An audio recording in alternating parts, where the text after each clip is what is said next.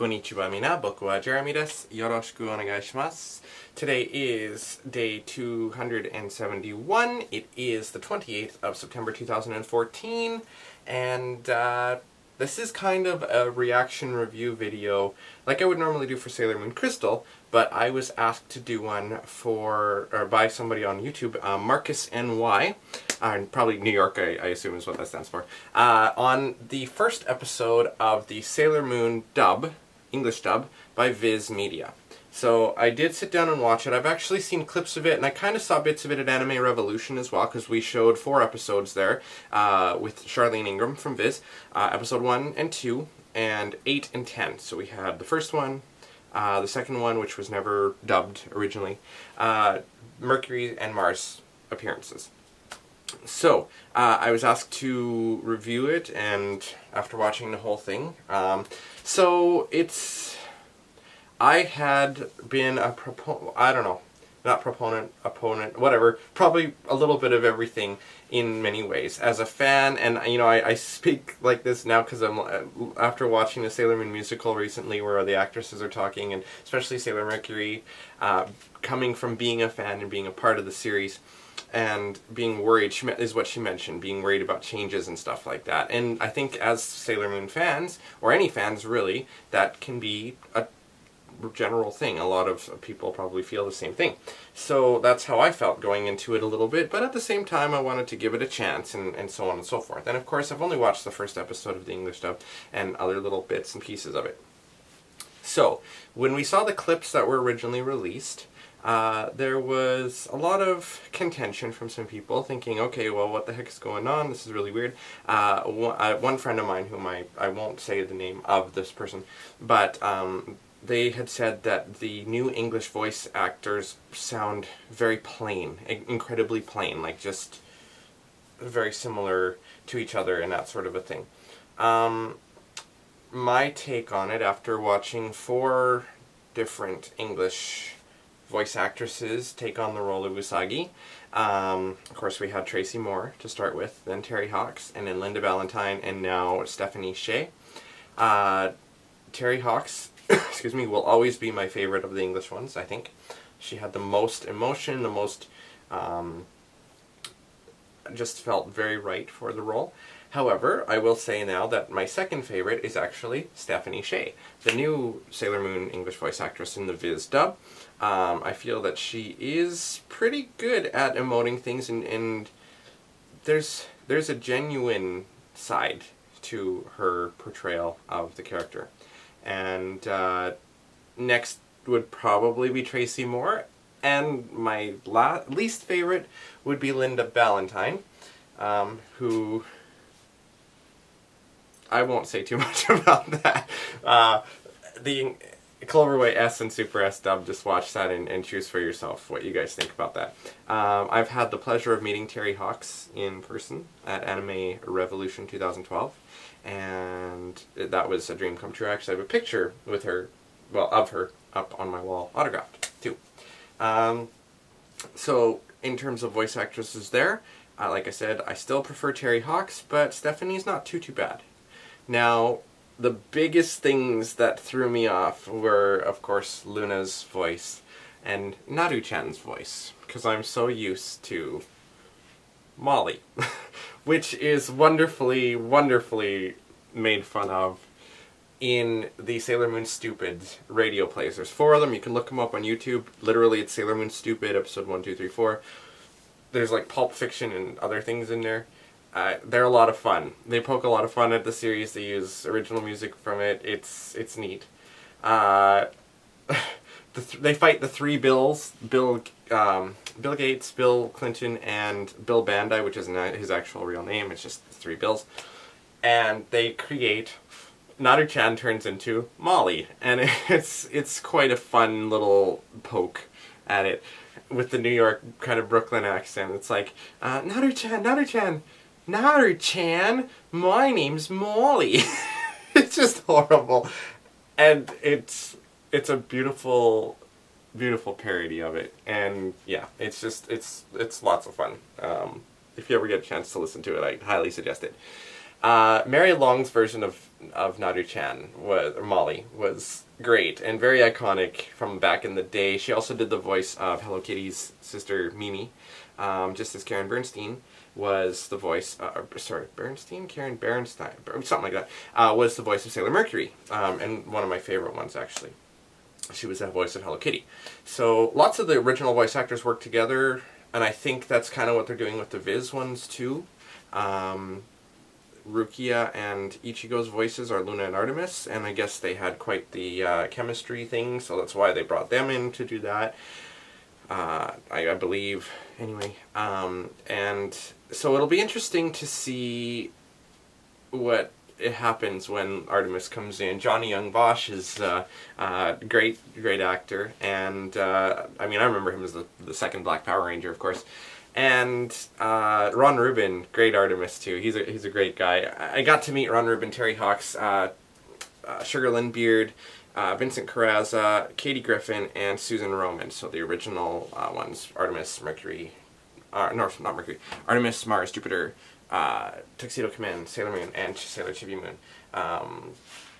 So. Now, one of the things that I had thought of before, and this is totally off topic, but Stephanie Beard, or Sugar Lynn Beard, lives in LA, and she voiced Chibiusa #2, so Rini #2, whatever, in the English dub Cloverway. And it would be great if they could just bring her in. I always thought she was a great one, but we'll see what happens when they do end up dubbing Sailor Moon R. Back to the thing at hand. So, all in all, it was interesting. I mean, it follows the basic story. It's funny going back and watching this after watching Sailor Moon Crystal and even the musical from last year, La Reconquista. There's so many different things to take into effect. I miss Barbara Radecki as Sailor Moon's mom, or Usagi's mom, Ikuko. The new one is okay. She seems fine. But I don't know, it's just that being a child from the 80s and watching Sailor Moon back when it first came out, there's always going to be those comparisons and stuff there. I think, like it or not, that's what's going to happen in any kind of case with this. So I'm not saying she's bad, just different. And Shingo, or Sammy in the English dub originally, is actually Guy voice this time, and he sounds a little older than he probably should, but it still kind of works for me, especially because they're kind of going the other way now, whereas in the musicals they have an all-female cast, now they're giving the males actual guy voices, sort of, I guess. Shingo, of course, sounds like a guy, and I guess it just works. His original voice actress was Julie Lemieux, who did a lot of the young male voices. I think she was Mamoru in the Sailor Moon R movie as a young kid. Peru, and Super S, and a few others as well. Anyway, one of the creepiest things of the whole experience was watching when they had the commercial break come on. Now, I know in the original Sailor Moon Japanese version, it's like they play the music, eye-catch music, before the commercial and after, and it's like, Sailor Moon! This one just creeps the fuck out of me. I don't know why. It just sounds really weird. But it's nice to have it in there, I guess. Having the original Japanese music is good too. Watching it in English, my mind just immediately went back to the Deke dub when they had all the music, like the kind that you can get on the Full Moon Collection, which I have the CD for. Like you remember the transformation music and all that stuff, like the Moon TR actions, like you know what I'm talking about. You know what I'm talking about. What else? I can't. It's so weird. It's hard to get over Naru-chan's voice being not what I remember it. Umino sounds alright. I think they mispronounced Jadeite's name. I think in Japanese they pronounce him Jadeite. In English they're going for Jadeite. And I know they're aiming probably for the stone thing, because jade, you know. I could be wrong. I tried to look up the Japanese one quickly, just to verify it, but I'm pretty sure, if memory serves correctly, they say Jadeite in the Japanese one, not Jadeite, Jadeite. So there might be that. Queen Beryl said Jadeite too, so that's what they're going for, that's what they're going to go. But my friend Zach had mentioned in a video that he did before that you have to take things in a totally different universe sort of thing. You have the original Japanese version is different from the DiC/Cloverway version, which is different than the Viz version. It's almost like they exist in different universes, even though it's not. And then there's Sailor Moon Crystal, and then you have the musicals, and then you have the live-action series.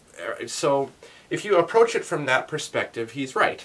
The stories are different, yet similar, with different voice actresses and different situations that are actually borderline the same, pretty much. The new series is definitely closer to the original, which is great to see. I think that Robbie is a great Mamoru, Tuxedo Command. I think that he's, yeah. But I felt that when I first saw the voice clips or voice demos, I guess. Someone compiled them all online and put them up there. And I felt personally after hearing Robbie's, Todd's for Jadeite, Christina V is Mars.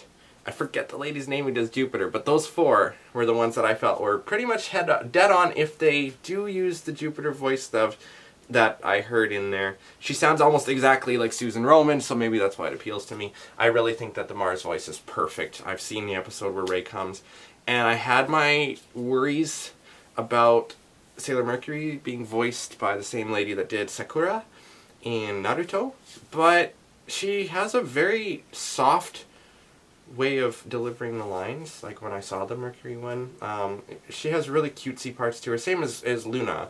So there's just, it's, as you go in the series, it's hard to just do a review on just one episode. So it'll be, I don't know, I'm probably going to get the box set. I mean, I have the original one here somewhere. Here it is. This one you may remember that was released, but and it was just the Japanese one, so they didn't have the English ones on there. And when I was looking up on Amazon for the Viz release, it says it's only going to be in Japanese with English subtitles, but I think that that's just a mistitle thing, because I'm pretty sure they said that it was going to be in English dub as well as Japanese. So cleaner picture, which is great to see. They've updated a bunch of things, and they got rid of the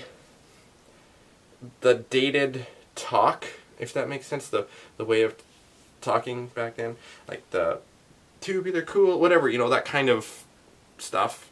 They kind of just got rid of that and made them talk normally, I guess, right way to say it. Even just the exchange between Naru-chan and Usagi when they're talking about going to the jewelry store. I don't know. So, I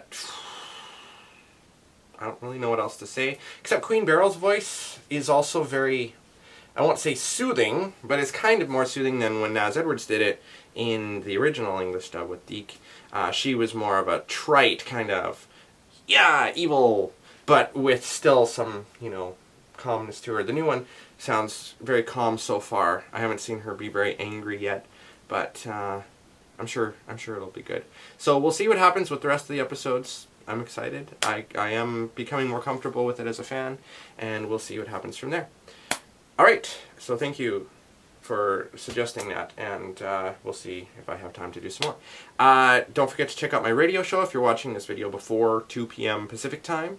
It's 2 to 4 p.m. Pacific time on 92.5 FM in Kamloops, www.thex.ca, every Sunday, of course, and you could stream it live. It's Japanese music at its best, animated in Japan, Insanity on the radio, and I will see you guys tomorrow, which of course is Monday. Jamatta Mina, have a wonderful day. Let me know what you think of the Viz English dub episode. You can look it up on YouTube. It is there, and you'll probably find other ones as well.